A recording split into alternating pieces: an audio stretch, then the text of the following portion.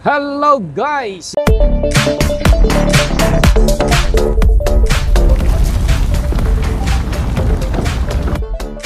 Yan, magandang araw ulit sa inyo. Dito tayo ngayon sa may papunta sa Kabuko. Yan.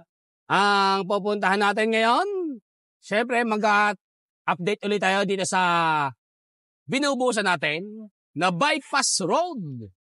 Yan. Dito po yan sa may Kabuko Naik Bypass Road.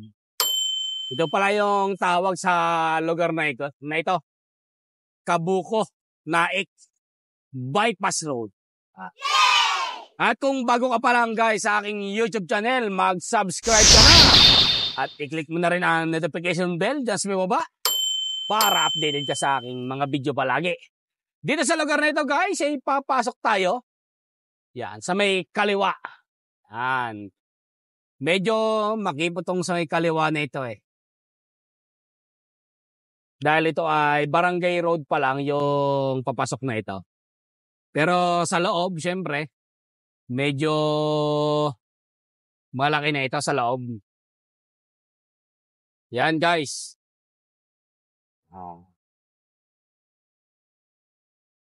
Halos pagka may kasalubong tayo na mga sasakyan, ay medyo gilid talaga. Yun.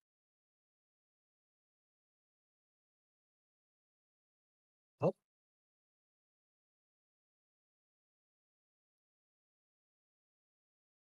Yan. Ayos. Dito nga pala sa lugar na ito ay merong isang tulay. Yan, yung unang tulay na madadaanan natin. At ayan yung tulay na yan ay dating maliit. Dating maliit lang siya. Itong lugar na ito ay kung tawagin ay bypass road. Yan, itong lugar na ito. Pagpasok nyo dyan sa may Kabuko, bypass road to. Yung lugar na ito. At ito rin ay tinatawag na diversion road.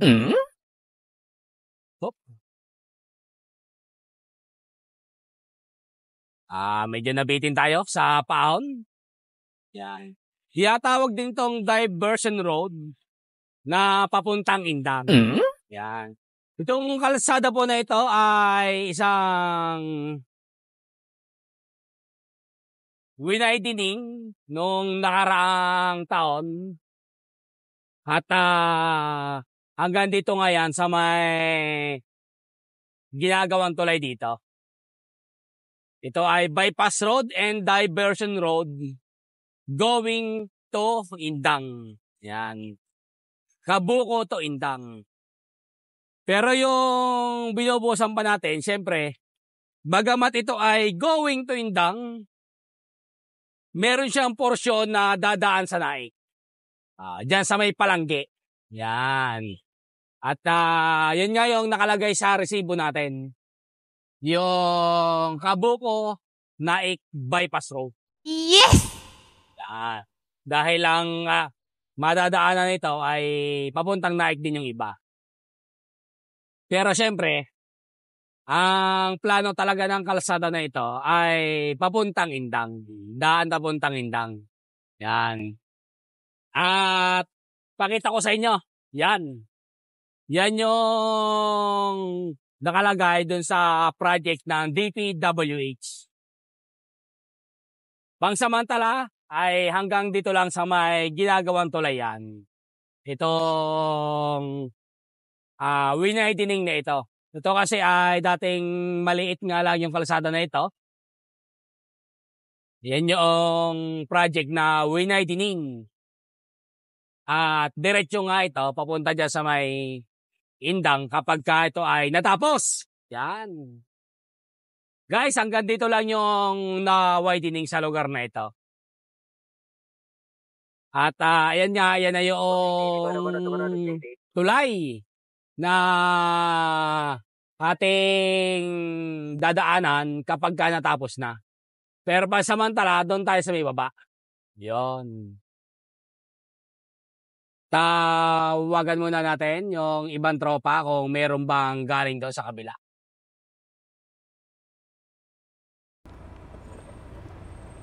At yan guys, ay palusong na tayo dito. Pero parang may lumusong galing sa kabila. Antay-antayin natin kung may aahon. O may umaahon. Yon.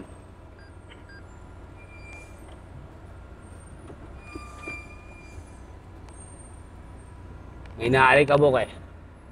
Parang wala akong nakita na aahon. Dahil pagka nagkasalubong ay siguradong mahirap ang ating kalalagayan. Yan guys, ay lulusong na tayo. Dahil wala namang umaahon. Yan. Ito guys yung magiging kalsada, magiging tulay. Pero hindi pa siya itinutuloy sa ngayon. Pero ang binubuhusan natin ay yung nadodo sa may kabila. Yan. Lusong tayo. Yan guys, yung paglusong natin. Yun oh. Diyan tayo lulusong at mamaniobra sa ibaba. Yun. Tara. Lusong na. Kapag sa mga ganito, loaded. Lulusong kayo ng loaded sa ganitong lugar, lalo na truck ang inyong dala, pwede kayong magsigurado. Yung mga bagong lumalabas ngayon ay may mga high-end low na sasakyan, lalo mga truck. Katulad ngayon, yan, loaded tayo, masyadong matarik ang lusong. Dito, ano lang ako, kwartalo kung tawagin. Pagka may high-end low po yung inyong sasakyan, mag-kwartalo lang kayo para sigurado, o kaya tercera low. Yan. Tapos gamitan nyo ng X-house brake. Ayan, X-house ang tawag po doon sa parang engine brake ba kung tawagin. Tumutulong doon sa makina para mas lalong bumagal. Yan. Lumulosong na tayo. Ito yung magandang ilog. Yan, pwedeng maligo. Yan, dahil matarik, dahan-dahan lang muna tayo. Yun. At may mga bako nga dito, inaayos yung kanilang aircon. Yun. Shout out do sa Rincool na gumagawa ng aircon. Sana sa sunod, aircon ko naman ang magawa. Yun.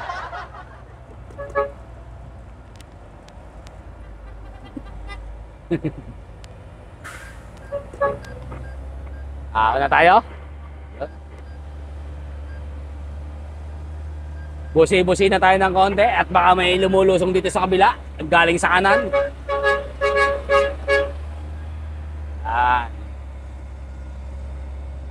Dahil hindi natin masyadong kita yon. Eto guys, yan. Dahil hindi tayo makakanan ng bigla doon, dito tayo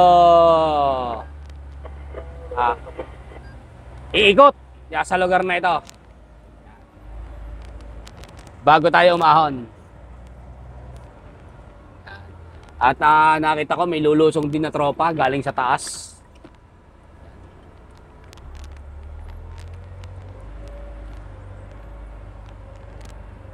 Yun, no?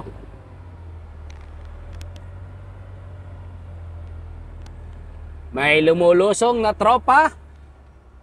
Shout out kay 235. Ayan. Lusong siya na siya doon.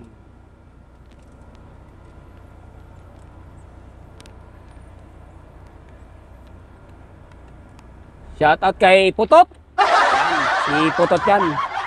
Yan, lumulusong na yan. Yan o. Dahan-dahan din lang sila guys. Gawa nga ng loaded. Mahirap na. Loaded tayo. Konkreto ang dala. Kapag ka nag-alangan ka, sigurado, diretso ka dyan sa ilog. Yon.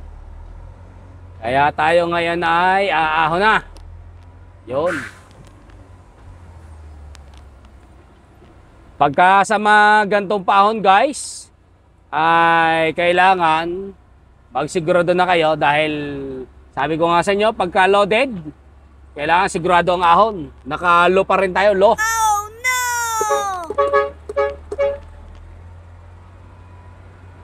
Yan. Low tayo, dito, low.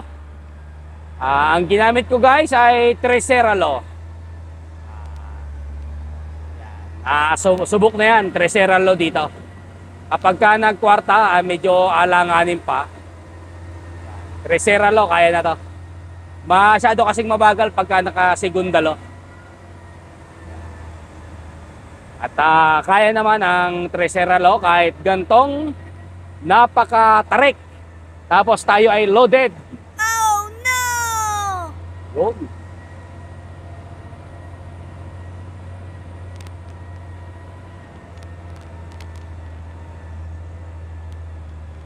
Ahon.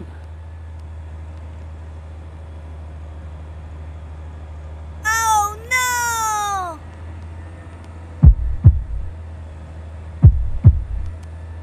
Yun. Pagdating dito sa taas, ay may 2 daan. Pwede naman dumiretso. Yan.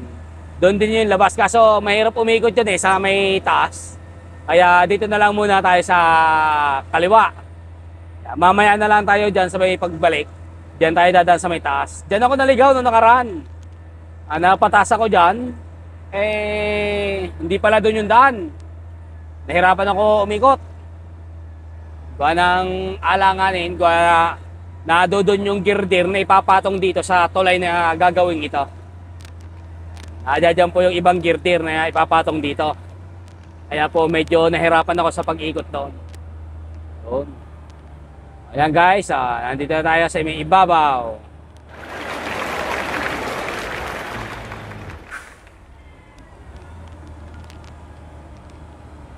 Medyo matarik pa rin dito. Yan. Yun o.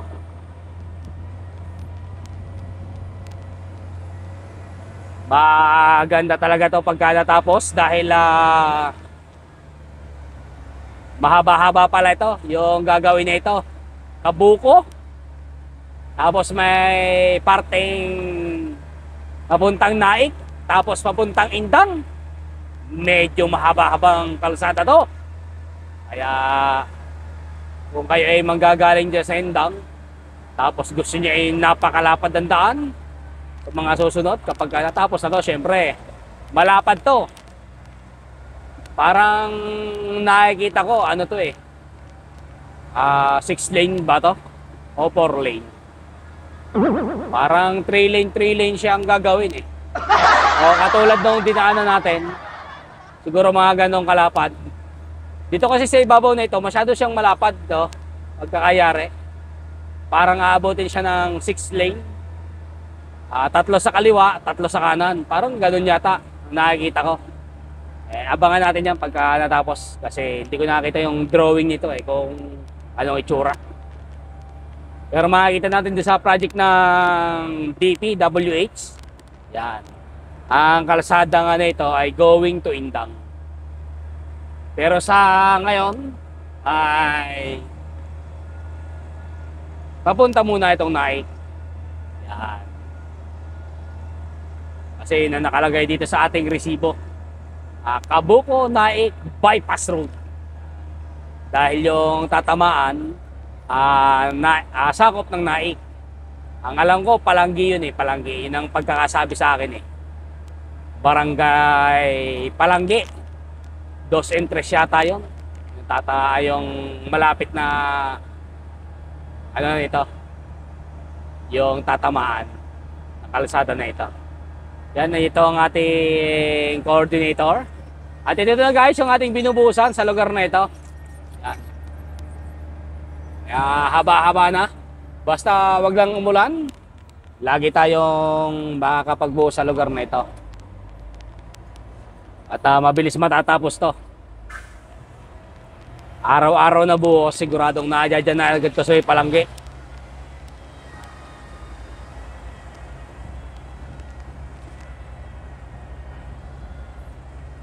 Single lane muna yung ating bubuhusan. Sabay na.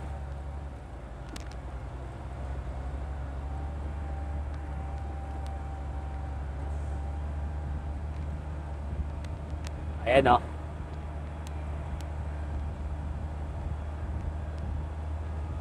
May daan din sa taas. Pinipison. Ano kaya yun? Ba't pinipison yung taas na yun?